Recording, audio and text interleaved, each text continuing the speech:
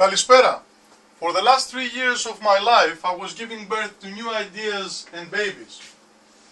Today we will make a quick ride into the past, present and future of informatics world. In 1945, World War II was ended. In the same year, World Wide Web was founded. 67 years later, we are still thinking in terms of linked documents and data. We are storing documents into files and web pages. We are processing documents with myriads of formats. We are organizing them into hierarchies with folders and bookmarks. We use them to share and exchanging informations. So far, the digital document is the main vehicle of information interchange. In 1994, Tim Berners-Lee and others gave document an address for retrieving purposes. They named it Uniform Resource Locator. URL is still the core mechanism of World Wide Web. It is a hyperlink between documents. The semantic web, though, overloaded URL with identity and naming of web resources, and that led to the identity crisis. In spite of the 10 years evolution of the semantic web, the problem is still present. Binary information resources are mixed with non-binary ones, and digital realizations are confused with the actual entities they represent. Tim O'Reilly cleverly looked at the evolution of Internet from a different perspective. Web 2 includes social networking sites, blogs and media sharing. It offers rich user experience and participation, dynamic content and collaborative authoring. But Web 2 covers the same architectural problem as its predecessor. There is a gap between the presentation of information to the user and the representation of information for machines. Let me start with an easy problem. What is the difference between Web 2 and Web 3?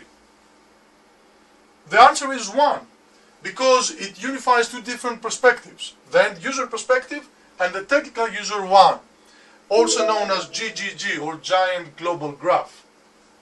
In the future, the end user will have his own decentralized, specialized, personalized eponymous social networks and portals, as well as concept maps to illustrate a complex problem and a new navigation and search method. On the other hand, the technical user will be involved with many interconnected services, and each one will process data in a standard way with many different forms of input and output. For that reason, an upper level ontology is required to provide term definitions and relations. Over the past decade, many foundation ontologies appeared on the scene, but none as yet has been adopted by a wide user base. Neurorganon Upper Level Ontology is different in many aspects. Based on the topic map, standard it varies to extend with definitions from other languages and ontologies, including a minimal set of elements categorized and abbreviated for memorizing purposes. In NULO, a topic represents an information resource, but there is an explicit distinction between a binary information resource and the notion of a term. In a direct analogy to URL, uniform symbol representation is the cornerstone of Web 3. USR references everything, including files and web pages. Therefore, NULO vocabulary includes those terms and relations between them that are necessary for auditing and annotating purposes. Last but not least, NULO intuitively suggests new ways for modeling n-ary undirected relations. It introduces the variable term and the role of attributes as arguments in a relation. Okay, this is more than enough detail for the moment. Why I started all this?